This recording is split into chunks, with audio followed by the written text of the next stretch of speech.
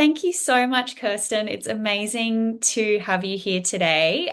Excited to introduce Kirstin Bouse, who is the founder of All About Her Centre, which is a brilliant online directory of verified menopause specialists. So instead of scouring the internet looking for someone who might be able to help, she's put them all together in one place. So it's a one-stop shop for a range of amazing professionals. And Kirsten's also an incredibly experienced psychologist, also known as the midlife psychologist, supporting women through all of the complexities of hormone, life transitions as we age. So thank you so much, Kirsten. It's amazing to have you here. I'd love to start with just hearing from you a bit about your background, your career, and how you came to be so passionate about working in the perimenopause and menopause space. Yeah, wow. Okay. Well, I've had thank you for such a lovely introduction. And of course, thank you for including me in this video series. I feel really humbled and appreciative that I've been invited. So thank you. I've had a fabulous career. I feel again really, really fortunate. I'm coming up to, I think, my 28th year as a Wow.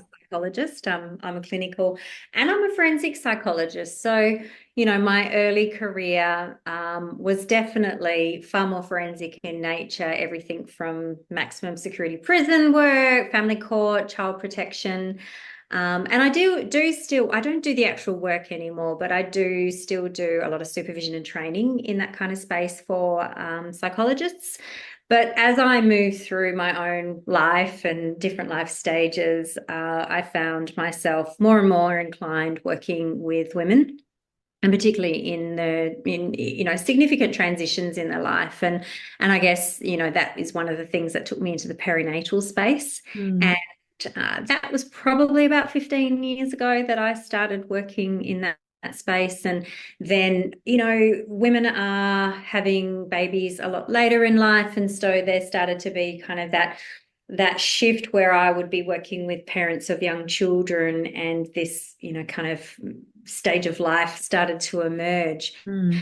Uh, on top of that as well, was my own experience of perimenopause, which in hindsight, I can tell you was about 8 years ago. But for the first few years, I had no idea. And despite having what I now consider quite clear symptoms Mm. of it, the GP that I normally saw certainly didn't mention it to me. And at that stage, it didn't cross my mind. And I'd had a hysterectomy, kept my ovaries at 42. And she sent me back to the gynae, and he didn't mention it as a possibility. So I really struggled for a couple of years with a whole range of symptoms across all three domains. So physical, cognitive, and psychological. And I just wasn't getting the support that and information that I needed. Wasn't getting the pointed in the right direction. And it was actually when I was complaining to my children that I was sick of complaining to them about how terrible my sleep was. And I happened to kind of also say, and I sound just like Nan when she was my age. Ah, And it was like, little oh, light that was bulb moment. because Wow. my mum was a nurse, and while that generation didn't talk heaps like widely Mm. about it, in our family system, those kinds of things weren't taboo to talk about. Mm. So, when she was going through it herself, my sister and myself and my dad, we were aware of what was going on, although it wasn't called perimenopause back then. Mm. Mm. And she didn't bang on about it anywhere near as much as I do. Mm. But it was that. I feel lucky that that dropped into my awareness, and Mm. fortunate that mum had said that to me way back when, because Mm. otherwise I'm not quite sure how much long, I think it would have taken longer to work it out. Mm. Sadly, even then, my GP, because by that stage I was about 44, or maybe 45, my GP still wasn't on board. Mm. And reluctantly tried, well, antidepressants will be far more effective for you for the brain fog. They were not, and I wasn't impressed. Mm. And eventually stumbled across menopause GP specialist kind of service, and that's when things started to change for me. But in amongst all that, obviously there's my personal experience of just not knowing, um, Mm. and speaking to people who should know and should have been able to guide me. And that just really annoyed me.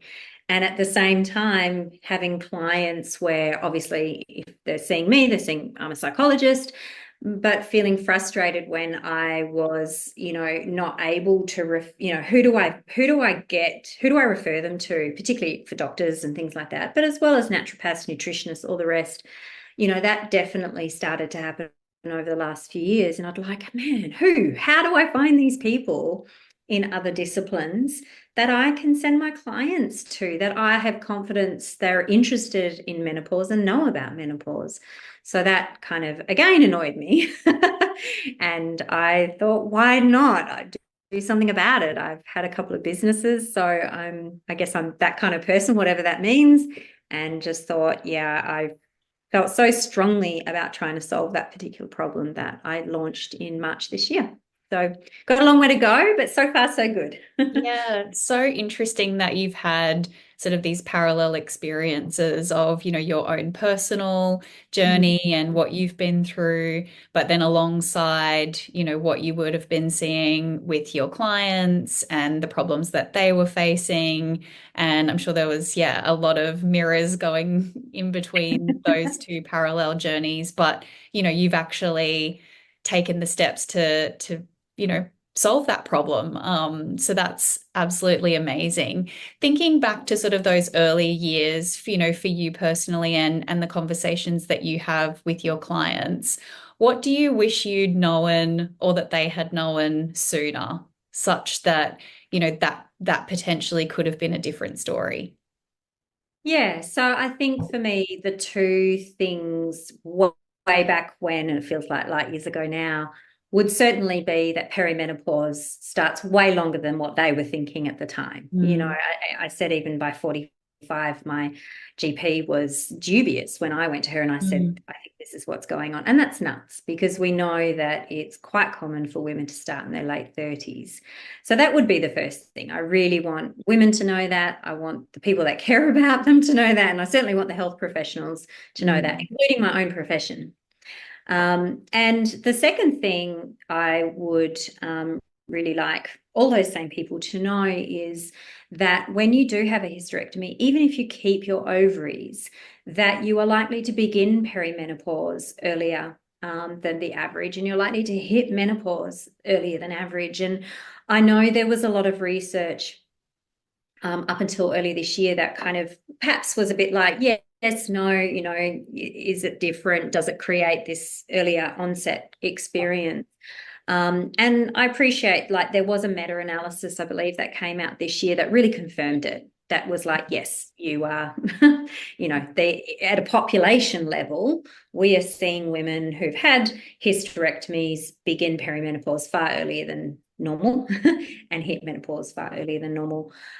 So I really want women to know that because I'm quite convinced, again, in hindsight, I am very convinced I started perimenopause. All these symptoms kind of showed up within 6 months of my hysterectomy. And I had just kind of turned 42 when I had it.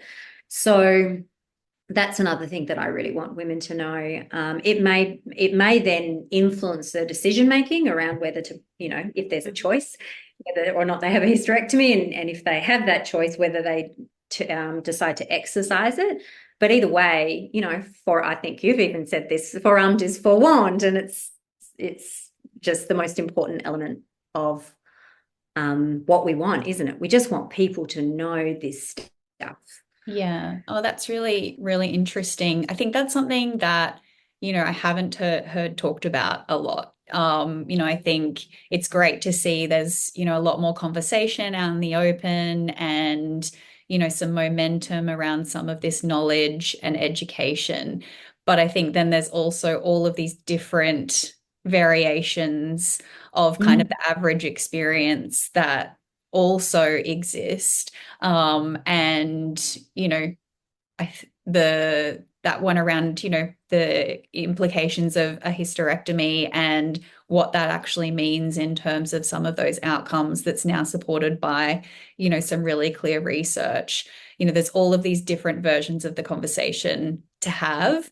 And Yeah. so I think, when we have people talking about those sorts of experiences and the variations of that, it's really, really helpful. So yeah, thank you for raising that. In terms of, when you're speaking with people who are struggling, or if you could, give some advice to your former self, what sorts of advice, would you give to help people if they are really having a hard time? Yeah, I guess the usual kind of things, but they sound like lip service, but they're really, really critical. And that's doing all the as much as you can to look after yourself. I'm a pretty practical and realistic person. So when people do come and see me, I might have this lovely idea of what I'd what I'd love to to see change in their lives, but I'm also very aware of what is practical and Mm, doable. But I guess I'm also someone that while I'm practical and doable, I then push everything as far to the edges as is possible. And so, that means slowing down, that means resting as much as they can. At the same time, that means still exercising and eating well, looking at how they exercise. I know that in those same years where I didn't know I was perimenopausal, I was flogging myself at 5 a.m. 5 mornings a week at F45, ended up with bursitis in shoulders and elbows and, all sorts of things. Probably wasn't the best thing for me to be doing to that degree. mm, Um, so, I think looking after yourself, becoming informed as to how to look after yourself as a woman who is going through the menopausal transition would be, definitely a piece of advice. Finding a menopause informed GP, which hopefully is becoming easier. I'm trying to contribute to making it easier as well. Certainly, what I hear, and not just in the therapy room, although certainly there, but more broadly, is this comment of I don't feel like myself. mm, I don't know who I am anymore. I'm a shell of who I used to be. And when we look at the qualitative research in this particular space, where women are just invited to tell us about your experience, there's these consistent themes that emerge that relate to shifts in identity, that relate to shifts in our relationship with our body, drive for more autonomy, values and things, priorities changing. All of these things are consistently found in that kind of qualitative research. And interestingly, and this is what I like to kind of talk a lot about as a psych, is interestingly, these are the same themes that adolescents wrestle with. mm, And, I am absolutely convinced that if I'm absolutely convinced that this is a psychological developmental stage for women as no different, well, as important and significant to one's psychological well-being and growth, and the next stage that comes after, as is things like adolescence. mm, We know that adolescence is tough. We know that these kind of things are what they wrestle with, and it's tricky, but they're supposed to wrestle with it so mm, that they can find where they sit in all of that. And it sets them up psychologically for the next stage as best as possible. mm, And because I see this borne out in the research, and certainly in the therapy room, I truly believe that we need to be looking at this with the significance of the psychological development that mm. is actually going on, not just the hormones. It's triggered by hormones, Yeah, absolutely, yeah, and bring their lovely delights. yeah. I'm very sarcastic when I say that, but they bring all of that stuff with it too, which is really, really significant. But there is this very strong undercurrent of important psychological process going on and transition going on as well. And I want that to be spoken of a heck of a lot more because I think it's significant. That is so fascinating. Just imagining like if we treated this, with the same kind of understanding and education and compassion as what we did for that adolescent developmental phase, and imagining, the sorts of conversations we'd be having if we framed it as a psychological development phase that happens at this particular time of life. That seems like it would change a lot, even if we just had that kind of conceptualization of what's going on in that framing would be so, so powerful.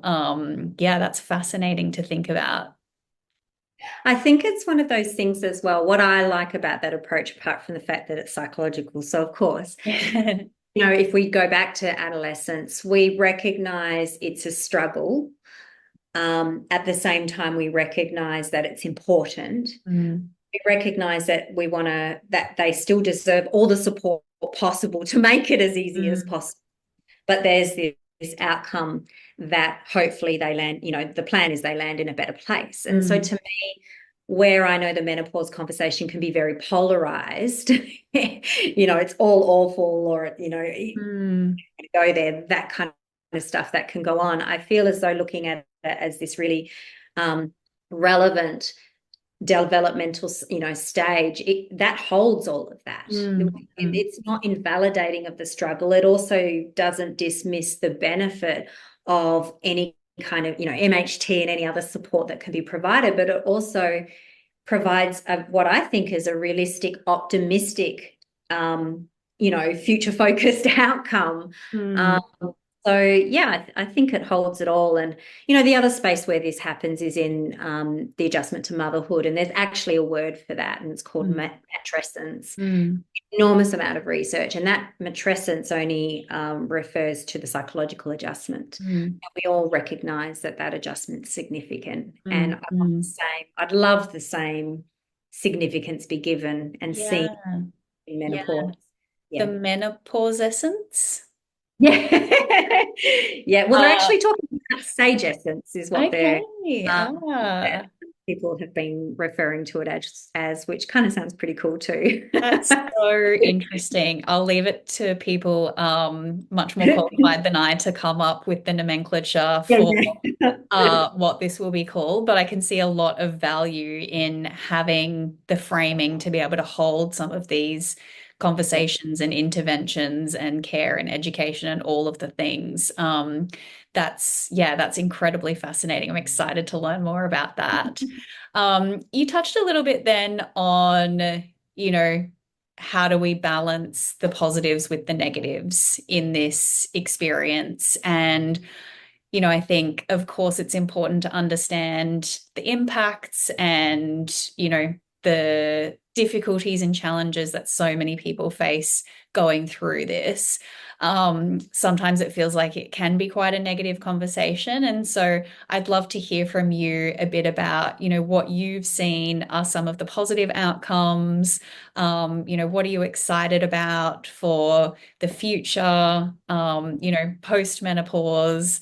And what have you seen with your clients in terms of, some of the silver linings that have come along the way?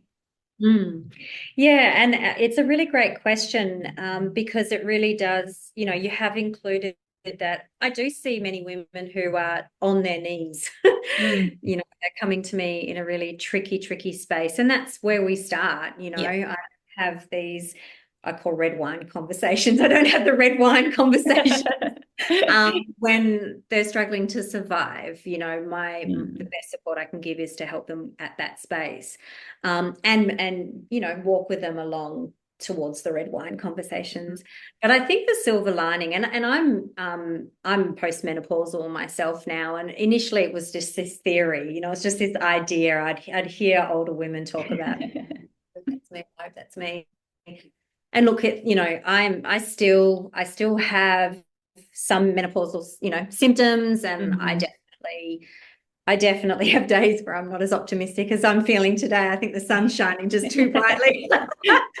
But some of the cliched stuff I feel is true and I see is true. So not just for me, for my friends who are on the other side, um, as well as for clients. And I actually have one lady, I only saw her yesterday, which is why she's in my mind, because she brings a smile to my face. She's just really on this lovely journey of finding herself as an individual Mm, rather than someone, you know, in relation to others. So wife, mother, all that kind of thing.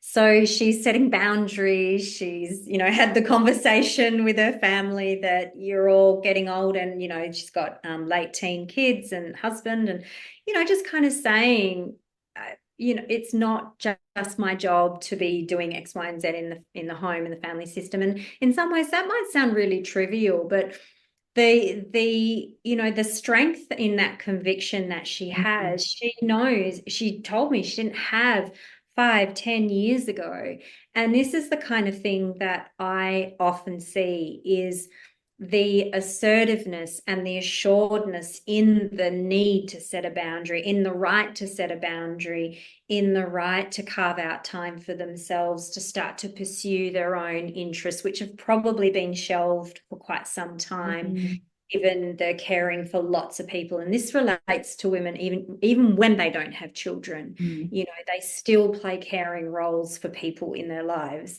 We know that. mm.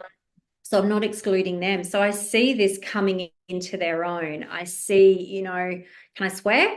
That Yeah. that I think that the beautiful cliched or stereotypical, what happens in post-menopause is women stop giving a fuck. Mm, yeah. And I see that there's this sense of I actually am okay in who I am. I'm far from perfect. I know what my flaws are. I still try and live, minimize them, or certainly I'm Yeah. prepared to repair relationships if they've had a bit of a field day. But there's a lot of really good about me too. Mm, I can embrace that, and that's the place mm, I want to live from. So they're the things that I see. And even as I'm saying, and I'm like, oh God, people are probably rolling their eyes because it does sound like such a mm.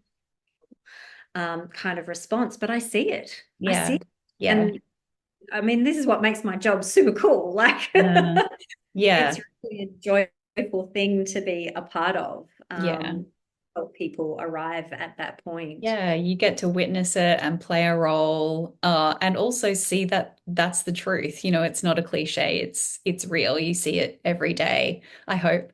But Okay. also, cliches like can get a bad name, but also what you've just described sounds like a beautiful aspirational place to be, to get to that stage where there's freedom and confidence and a change in identity such that, you can live that truth and make those choices and set those boundaries, whatever that looks like.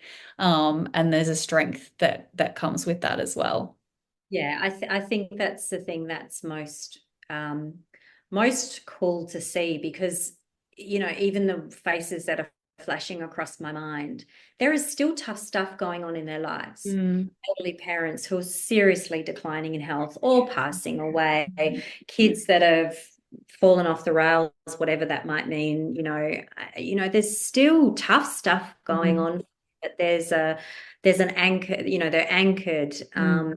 in who they are, and there's an evolution. They've kept all the wisdom, like they gained all this wisdom and they're bringing it forward, and really quite settled and strong in it. So yeah, there is hope. Yeah, well, that sounds very inspiring. And I think, yeah, it's just so wonderful to hear, I think, those examples of what else is part of the story and the journey and what is on the other side as well, and the resilience and strength that's gained through going through that, I think is really, really helpful. Is there anything else that you wanted to share as part of this conversation? Um, Other than encouraging women to speak up for themselves, and as much as they feel comfortable, speak more openly about this. Mm, It's a normal life stage that brings clearly lots and lots of challenges, and for quite some time it can mm, be. And yes, of course, there hopefully for most people is that positive, that light at the end of the tunnel. And we just need to talk more about it. And I do hear those, you mentioned my story kind of having a bit of a unique twist to it, something mm, you hadn't heard before. And I hear those kinds of things all the mm, time, that one mm, factor that's slightly different. So the more that we share our stories, I think the broader understanding we have of the nuances mm, of this experience. And I mm, think that's really, really beneficial. mm. It'll be cool when women can see themselves in the stories of other women, and that's helpful. That's Yeah. that's what I want. Yeah, that's beautiful. I'm just obsessed with hearing stories right now. Like, I want to hear everything that's in the whole spectrum of this experience, not just what's in the middle of the bell curve. Like, I think that's such a reductive way to present this sort of information. And so, through hearing individual stories and experiences and being able to present different variations of what normal is so helpful because, I think it can be isolating if you feel like you're not, being able to recognize what your experience is, in education campaigns or, content on social media. And so the more stories that we hear, I think the better off this conversation will be. So thank you for sharing yours. You're welcome. And yeah, having this amazing conversation. It's been, yeah, simply excellent. And I'm so, so grateful for your time. So thank you. Thanks for having me. Yay.